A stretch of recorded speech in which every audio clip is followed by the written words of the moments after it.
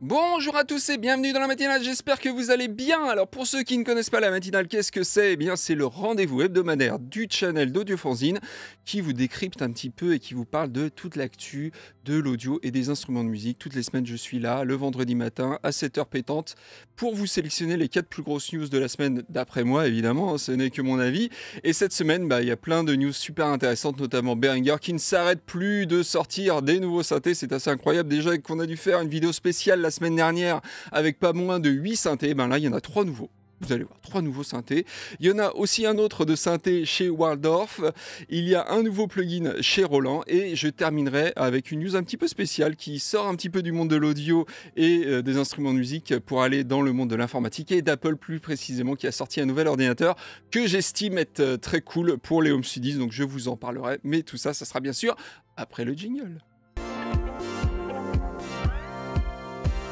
Mais avant toute chose, je voulais vous parler du sponsor du jour qui n'est autre que, boum, Isotope, qui a une actu très intéressante chez eux en ce moment, car suite à leur rapprochement avec Native Instruments, je ne sais pas si vous vous en rappelez, j'espère que vous vous en rappelez, j'en avais parlé dans une précédente matinale, les deux marques proposent un méga bundle de la muerte et de la mort, de l'amour bien sûr, et qui n'est autre que la Music Production Suite 4.1 associée à la Complete 13 ou 13 Ultimate, et donc les prix sont du coup très intéressants. Alors ce qui est vraiment très cool, vous allez voir, c'est que chez Isotope, la Music Production Suite, vous le voyez, ça inclut tous ces logiciels, et ce qui est vraiment sympa, c'est que c'est pour le coup des logiciels très complémentaires avec ce que propose Native Instruments. Alors évidemment, vous connaissez sûrement, parce qu'on en parle souvent sur la chaîne, il y a Ozone, qui est une solution de mastering, il y a RX qui se propose de nettoyer vos pistes, il y a Vocal Synth, il y a Nectar pour la voix, Neutron,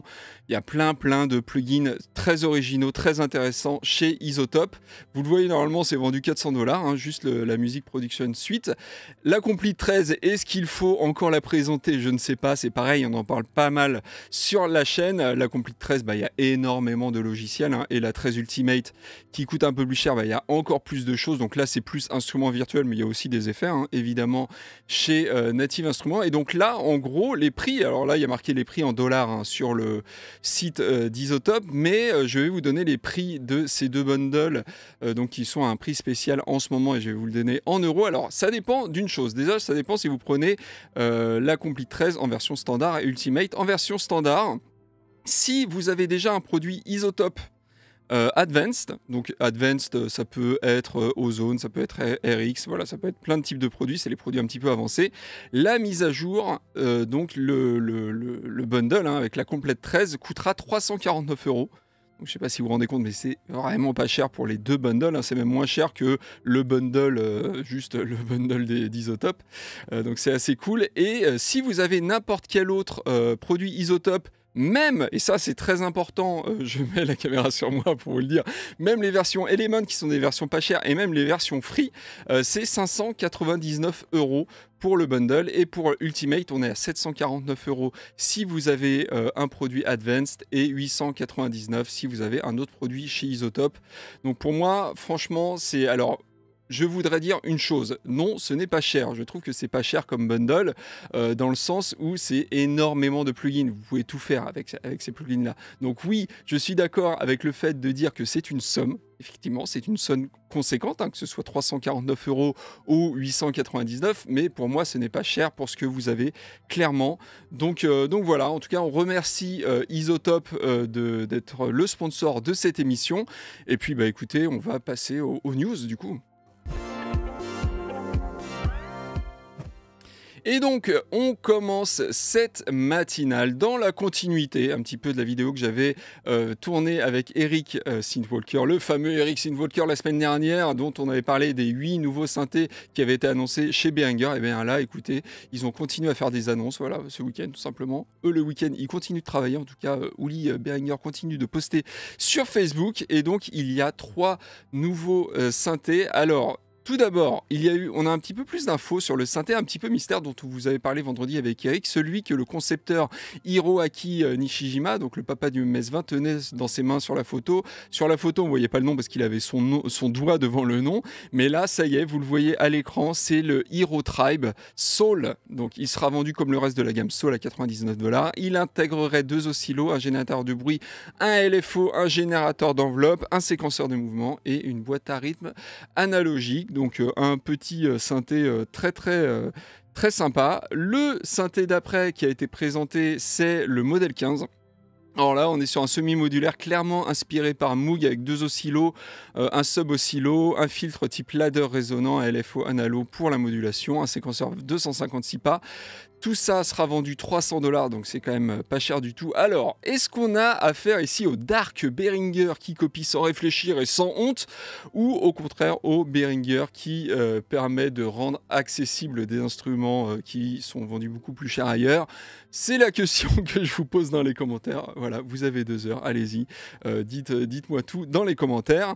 Il y a un dernier petit synthé que je vous montre tout de suite, qui n'est autre que le modèle D Soul, donc toujours et encore cette gamme Soul de petits synthés vendus à 99$ et de la taille, donc de la même taille, qui est censé celui-là reproduire les sonorités du Mini Moog avec 3 oscillos analo, un générateur de bruit, un filtre passe-bas, un LFO, etc. C'est ce dont nous parlait Eric dans la vidéo de la semaine dernière. Voilà, ils ont réussi à faire des petits composants analo et donc ça leur permet de faire ce genre de synthé très cool. Écoutez, je pense que c'est pas fini, hein, Behringer. Bon, j'espère qu'ils vont se calmer un petit peu là, et puis surtout qu'ils vont les sortir vraiment, les rendre disponibles. C'est surtout ça qu'on veut. Et ben écoutez, next. Alors, next, on va parler cette fois-ci d'un autre constructeur de synthé qui n'est autre que Waldorf. Alors, pour que vous compreniez bien ce produit, parce que ouais, j'ai dû bosser un petit peu pour bien comprendre ce produit, donc je vais vous raconter tout depuis le début. Alors au début, il y avait les dinosaures. Et juste après, en 2017, Waldorf a sorti le Quantum, un gros synthé à 4000€ environ, dont le test est dispo sur Audiofanzine, testé par Synthwalker évidemment.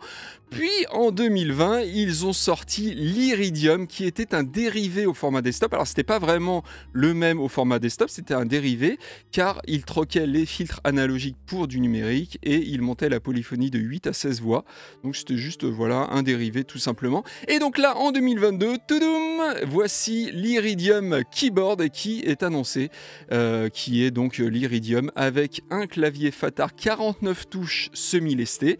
Donc il n'a pas 5 octaves comme le Quantum. J'espère que vous suivez chez vous quand même tout ce que je dis là, tout ce que je raconte. Mais il propose l'Aftertouch polyphonique. Donc ça c'est clairement une nouveauté par rapport au Quantum. Il coûte 500€ de plus que l'Iridium, mais 1000€ de moins que le Quantum qui lui est plus à 3000€. Le prix de cet Iridium est 3000, le Quantum est plus à 4000 et l'Iridium tout court est à 2500€. Donc voilà, un nouveau synthé chez Waldorf qui est, on va dire, une semi-nouveauté. Ça reste un Iridium avec un clavier, mais du coup c'est vraiment une proposition assez différente du Quantum. Et ça, je trouve ça plutôt cool et je vais d'ailleurs même laisser un petit peu de son. Allez.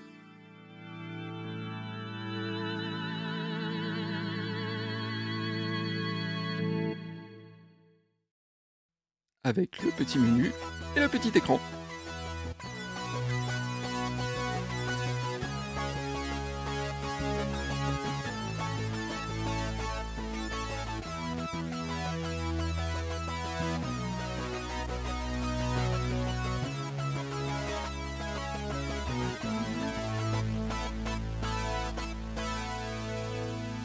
C'est une reprise, ça, non, il me semble. Hein. Dites-moi dans les commentaires si vous avez reconnu. Ouais, ça me trotte dans la tête, je sais pas. Dites-moi dans les commentaires ce que c'est. Donc voilà, la dernière news de Waldorf, plutôt sympa aussi. Je suis sûr que ça va bien compléter leur gamme et je trouve ça plutôt cool pour ma part. Donc voilà, écoutez, next. Et donc on continue cette petite matinale des familles avec un produit, un plugin cette fois-ci, qui se propose de reproduire le fameux son du chorus du synthé Juno 60 sorti en 82, le synthé analo. Et là vous allez me dire, c'est pas les premiers à le faire, effectivement. Arturia le fait déjà notamment. Sauf que là, c'est Roland qui s'y colle plutôt. Donc le papa du Juno 60 tout simplement. Alors évidemment Roland promet une modélisation analogique très fidèle à l'original. Ils ont tout modélisé a priori, mais à part cela, il n'y a pas grand-chose d'autre à savoir, hein, vous le voyez à l'écran, à part le fait que ce soit compatible audio unit VST3 et AX et que c'est vendu 99 $. A noter aussi qu'il est intégré à l'abonnement Roland Cloud Ultimate. Donc voici pour cette petite news easy et cool de chez Roland. C'est sympa ce genre de petit plugin qui reproduit le son des anciens, du fameux chorus du Juno. Et donc, une fois n'est pas coutume, je vais vous parler informatique. Bah oui. L'heure est grave et Apple a fait une keynote, une fameuse keynote mardi soir, parce que c'est toujours les mardis soirs les keynotes d'Apple. Et là, franchement, voilà, je voulais vous parler du dernier Mac Studio, car je pense que c'est une news importante pour nous, Home Studies. Donc Apple a annoncé mardi soir le Mac Studio et je pense que c'est un ajout très important au catalogue de la pomme. Regardez, je vous le montre ici, je m'explique. Alors, en termes d'ordinateur de bureau, j'ai toujours trouvé qu'il y avait un trou béant, personnellement, dans le catalogue d'Apple et c'était fort dommageable pour les home studistes que nous sommes, évidemment. Alors, si je mets de côté les MacBook et les iMac qui intègrent des écrans et qui donc se destinent pour moi à un public différent, hein, un public plutôt nomade ou un public qui ne désire pas, qui n'a pas d'écran ou qui, comme moi, s'en fiche de changer d'écran à chaque fois. Donc avant, on avait le choix entre le Mac Mini, une super machine à partir de 800 € que vous voyez ici là à gauche, et une machine donc qui était une machine d'entrée de gamme, hein, super, mais avec notamment pas mal de limitations en termes de connecteurs, avec seulement 2 ports Thunderbolt et 2 ports USB. Et à droite, on avait le Mac Pro. Alors ça, c'était l'ordinateur pro et haut de gamme de la marque, mais qui avait 2 principaux défauts, qu'il a toujours d'ailleurs. Il n'est toujours pas passé au nouveau microprocesseur Apple Silicon, il est toujours sous Intel et donc il faut débourser aussi, et ça c'est le gros défaut, au minimum 6500 € pour le modèle de base. Et donc voilà, vous le voyez ici, entre 800 € et 6500 €, et ben il n'y avait rien, tout simplement. Et ça, c'était avant, car le Mac Studio vient de sortir, je l'ai mis au milieu là sur la page, et son prix se situe pile entre le Mac Mini et le Mac Pro, à un peu plus de 2000 €, à 2200 et quelques euros, je crois, pour le premier modèle, et il y a un modèle à 4000 et quelques, donc c'est vraiment situé pile entre le Mac Pro et le Mac Mini. Et bien sûr, il y a pas mal d'avantages par rapport au Mac Mini, vous le voyez ici notamment, avec le Mac Studio au milieu, notamment la possibilité, alors un processeur beaucoup plus puissant, hein, avec beaucoup plus de cœur, c'est les puces M1 Max et M1 Ultra. Donc nous qui sommes adeptes de plugins notamment, c'est quand même assez intéressant, bon, pour peu qu'évidemment vos logiciels sont compatibles Mac M1, mais c'est de plus en plus le cas. Il y a aussi la possibilité d'avoir plus de mémoire vive, ça aussi avec les banques de son, pour charger plein de banques de son, on sait que c'est très important. Il y a aussi la possibilité d'avoir plus d'espace disque à l'intérieur, même si on le sait, on peut rajouter des disques externes, hein, sur le Mac Mini évidemment. Mais là, ce qui est cool, c'est qu'il y a 2 à 3 fois plus de ports Thunderbolt et 2 ports USB-C supplémentaires et un port de carte SD aussi situé à l'avant. Les ports USB aussi, ils sont situés à l'avant. Alors si j'en parle dans la matinale, c'est parce que le fait que cet ordinateur n'existait pas il y a 2 ans, c'était la raison pour laquelle je suis repassé au PC. Voilà, j'étais un utilisateur Mac, je suis désolé pour ce côté un petit peu 3615 My Life, mais donc je suis retourné au PC avec une bonne vieille tour des familles, et parce que Apple ne proposait pas de solution assez puissante et accessible pour mes besoins. Le Mac Pro était trop cher pour moi, le Mac Mini pas assez évolutif, pas assez puissant. Donc ce Mac Studio pour moi c'est une super solution pour faire de la musique, car il est super puissant, vraiment les derniers processeurs Mac, allez voir les benchmarks etc, c'est vraiment une énorme tuerie. Il est très compact, alors il est un peu moins compact qu'un Mac Mini évidemment, il est un peu plus haut, mais il reste très compact. Je suis sûr qu'il va être très silencieux aussi. Le Mac Mini, j'en ai un chez moi, il est ultra silencieux, je pense que là aussi ça va être très très silencieux. Donc voilà, si vous êtes utilisateur d'Apple, clairement pour moi c'est une super nouvelle. Vous achetez un écran qui sera, alors Apple ils ont sorti leur écran à eux, hein, mais bon, comme d'habitude c'est des écrans très chers, mais franchement si vous achetez un écran, moi j'ai un écran 4K qui est de marque Samsung je crois, qui est très bien, et je trouve c'est là où l'iMac je trouve n'est pas une solution viable, parce que je trouve qu'on change moins souvent d'écran que d'ordinateur, donc c'est pour ça que je préfère d'avoir soit des tours soit des petits ordinateurs comme les Mac Mini. Donc voilà, pour moi, le Mac Studio, franchement, c'était un ordinateur que j'attendais depuis longtemps, depuis très longtemps même, au catalogue d'Apple. Alors, je dis pas que je vais repasser tout de suite chez Apple, parce que bah, mon PC, il fonctionne très bien, hein. Donc, j'ai pas vraiment de raison de changer. Mais si vous êtes adepte d'Apple et que vous avez un Home Studio et que vous avez besoin quand même d'un peu plus de puissance qu'un Mac Mini, mais que vous n'avez pas 6 500 € à mettre dans un Mac Pro, et bien écoutez, ce Mac Studio me paraît vraiment être une super solution. Dites-moi dans les commentaires ce que vous utilisez vous comme ordinateur, ça m'intéresse évidemment, et dites-moi si vous êtes intéressé par ce Mac Studio. Et puis bah, écoutez, on va terminer cette matinale comme d'habitude avec la lecture des commentaires. Alors, les commentaires, attendez, je me mets bien pour lire les commentaires avec Aerobits qui dit perso, ce que j'attends vraiment de Native Instruments. Donc, il répond à l'ancienne, la matinale de la semaine dernière. C'est une mise à jour du soft machine. Ils avaient annoncé que ça deviendrait un véritable DAW, mais ça commence à faire très longtemps et on n'y est pas encore. Effectivement, ça fait très longtemps qu'on attend ça. Je pense qu'on l'attend tous avec grande impatience, ça devrait le faire, mais bon, tu sais, une DAW, une Stan, c'est très long à développer, donc je préfère qu'ils prennent bien leur temps, mais qu'ils nous sortent un truc vraiment béton pour ma part. Guy qui dit « Je suis passé de Cubase 8.5 à Cubase 12, ça fait quand même une grosse update, et mes plugins UAD ne sont plus pris en charge, ni ceux de Waze VCVRAC non plus. J'espère qu'une mise à jour va corriger le tir, mais pas sûr. Je pense que Cubase ne prend plus que les VST3, je suis sur Mac Mini, je vais devoir continuer à mixer sur le 8.5 en attendant. » Alors qui faut-il blâmer dans ces cas-là? Steinberg qui rend son dernier Cubase pas compatible avec les VST2 et uniquement avec les VST3, ou les éditeurs de plugins qui ne mettent pas à jour leurs plugins et qui font qu'ils sont toujours pas compatibles VST3, qui sortent pas de version VST3. Vous avez 2 heures comme d'habitude dans les commentaires, dites-moi. Moi je trouve que franchement les éditeurs de plugins, vu le temps, du temps est passé quand même, de l'eau est passée sous les ponts, je vais y arriver, du temps est passé, et les VST3 ça existe depuis très longtemps. Franchement je trouve qu'ils auraient pu personnellement mettre à jour leur plugin en version VST3. Philippe qui dit une guitare moins chère qu'un synthé, de quoi on parle exactement? Bah oui, il y a des guitares à 20 balles, hein, 30 balles même. Alors il y a des synthés pas chers non plus, mais évidemment je disais ça pour la blague. Je disais que si Uli Berger avait acheté une guitare plutôt qu'un synthé, bah le monde peut-être de l'audio aurait été différent, le monde des instruments de musique en tout cas le monde des 2 dernières matinales, ça c'est clair, il aurait été différent.